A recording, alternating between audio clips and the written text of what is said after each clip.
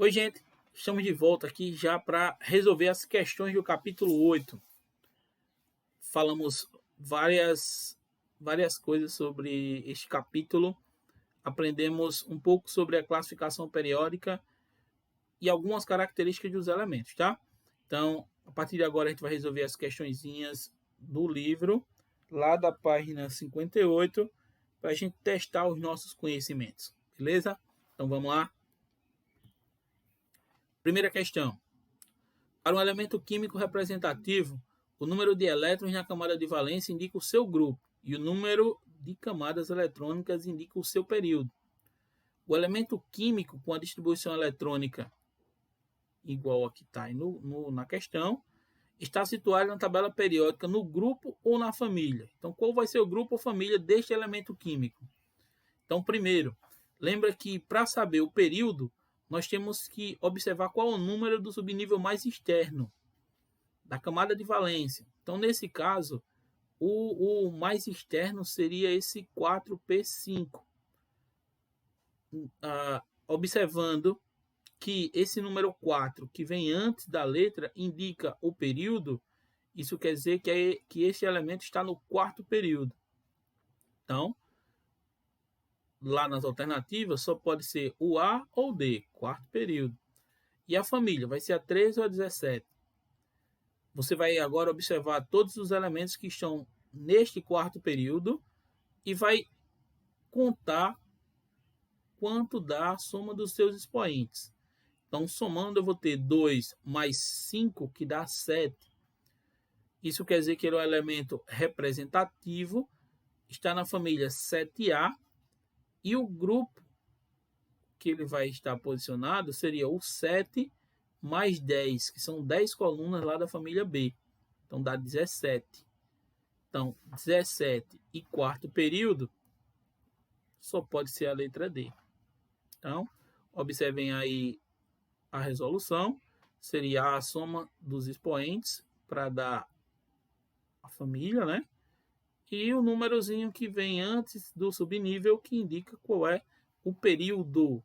Beleza? Segunda questão. Forneça um número do grupo e do período ocupado pelos elementos químicos a seguir. Conhecendo seus números atômicos, indique também se o elemento é representativo de transição externa ou de transição interna.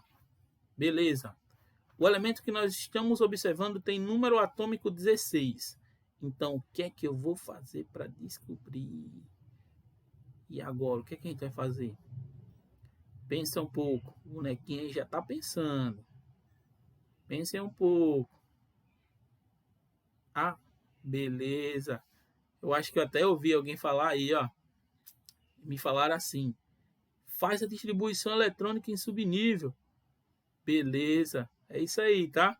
A gente tem que fazer essa distribuição eletrônica em subnível para ver como é que a gente vai encontrar qual é o grupo e a família desse elemento.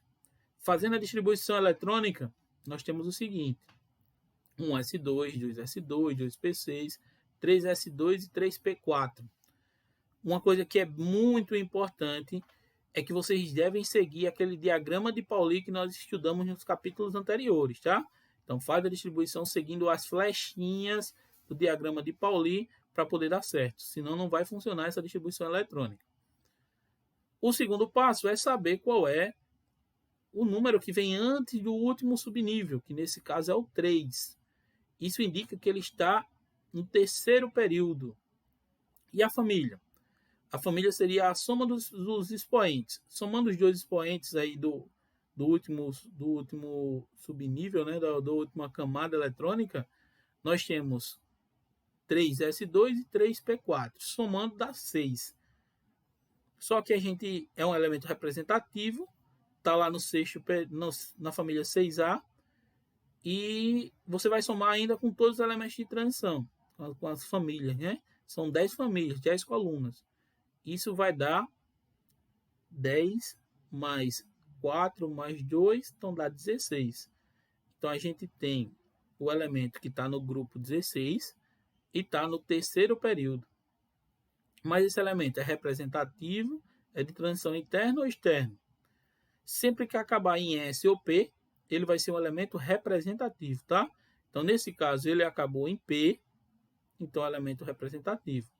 Se acabar em D, é elemento de transição externa. E se acabar em F, é elemento de transição interna. Então, vamos lá. Agora, o número atômico é 19. Mesma coisa, tá? Primeiro faz a distribuição eletrônica, beleza? Depois, se você fizer a distribuição eletrônica, vai ver qual é o número que vem antes do subnível mais externo, que nesse caso é o 4. Isso indica que ele está no quarto período. E a família seria a soma dos expoentes que estão lá no último subnível. Então, nesse caso, eu tenho 4S1. Isso indica que o grupo que está posicionando é o grupo 1. Como o elemento acabou a sua distribuição eletrônica em subníveis em S, nós temos um elemento que ele é considerado representativo, tá? Então, acabou em S ou P, representativo. Letra C. Agora o elemento tem número atômico 28. Vai pegar esse número atômico e vai fazer a sua distribuição eletrônica. Distribuindo, nós vimos aí que acabou em 3D8. Porém, esse subnível aí é um subnível de diferenciação. O último que nós vamos considerar seria esse 4S2, que seria a camada N, tá? Ou seja, quarto período. Ele está no quarto período. E a soma do subnível de diferenciação mais o do último subnível, que seria o 4S2, a soma dos dois expoentes dá 2 mais 8, que dá 10. Esse 10 indica qual vai ser o grupo que ele está posicionado, tá? Observem que ele acabou em D. Se ele acaba em D, indica que é um elemento de transição externa. Ou seja, é o elemento de transição que está dentro da tabela periódica, beleza? E a letra D, o número atômico é 58. 58, tem que fazer a distribuição inteira, tá? Fazendo a distribuição eletrônica, nós temos. Observa lá que o de diferenciação vai ser o 4F2. Mas, vamos dizer assim, que a camada que ele vai estar posicionado é aquele que tem um número maior. Nesse caso, é o 6S2. Ele está no sexto período. E o grupo? O grupo, toda vez que ele acabar em F, só tem uma posição para ele, tá? Uma posição apenas. Seria o grupo 3. Então, acabou em F, ele só pode estar no grupo 3. Ok? Beleza. E o elemento é de transição interna. Por que de transição interna? Porque ele está naquelas duas linhas lá da tabela periódica, tá? E acabou em F. Toda vez que acaba em F, elemento de transição interna. Beleza? Terceira questão, ele diz assim: as propriedades periódicas constituem na essência do estudo da classificação periódica. Na tabela periódica a seguir, os algarismos romanos substituem os símbolos dos elementos. Analisando a disposição desses elementos, indique o que se pede e justifique a resposta de cada item. Letra A. A ordem crescente do raio atômico para o elemento 4, 6 e 9. Observa que nesse caso, nós temos que aprender aquelas regrinhas que nós vimos no livro nas aulas passadas. Então, primeiro eu tenho que saber que o raio atômico ele cresce da direita para a esquerda, de cima para baixo. Isso quer dizer que o elemento que vai ter um maior valor, o que tem o maior valor é aquele que está mais embaixo e mais à esquerda, tá? Então, de todos, o que está mais embaixo e mais à esquerda vai ser o elemento 9. E agora a gente tem o 5 e o 6 para ver o desempate, né? Então, pelo desempate, nós temos aí que o elemento 6, ele vem primeiro. Por quê? Porque ele está mais à direita, tá? Então, aquele que está mais à direita, ele tende a ter, digamos assim, um menor raio atômico, tá está mais à direita. Então, o menor vai ser o 6, o segundo menor vai ser o 4 e o maior vai ser o 9. Beleza? Então, 6, 4 e 9.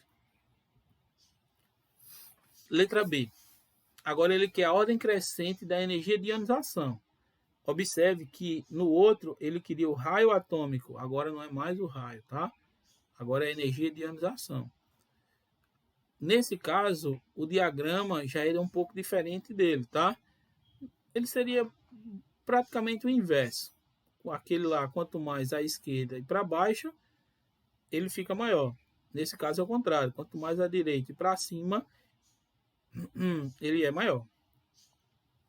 Então observa. Nós temos os elementos 2, 5 e 7. O 2 está lá no primeiro período, o 5 está lá no quarto período e o 7 também está lá no quarto período.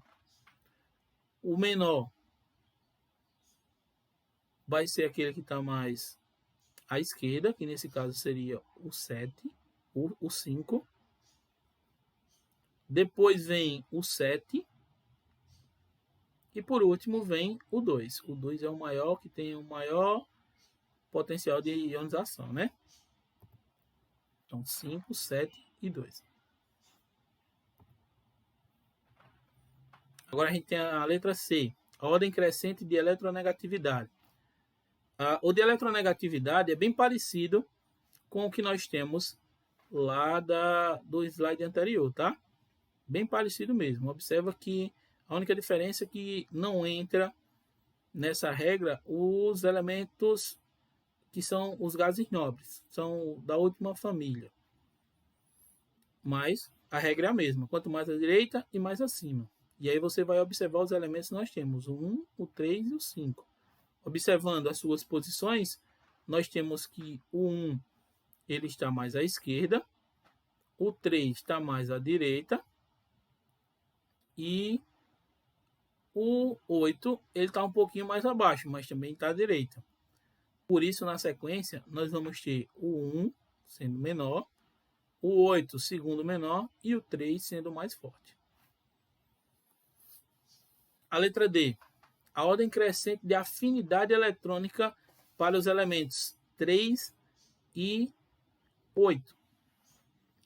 Nesse caso, o diagrama para afinidade eletrônica também é bem parecido com os dois últimos, quanto mais à direita e mais acima. Nesse caso, nós temos que quem está mais à direita, o 8, e quem está mais à direita, o 8 e o 3, todos os dois estão à direita, então o desempate vai ser quem está mais acima, né? Então quem está mais acima aí vai ser o 3. Então o 3 é mais forte do que o 8. Na ordem crescente, o 8 vem primeiro e o 3 vem segundo. E a última letra, ele quer a eletropositividade. Lembra lá, como a gente viu que a eletronegatividade ela tende para estar direita e acima, a eletropositividade é ao contrário. Ela tende a estar mais à esquerda e mais abaixo. Então, observando os elementos 4, 5 e 6, nós temos que a resposta vai ser o menor como o 5. Depois nós temos o 4. E por último nós temos o 6. O 5 estando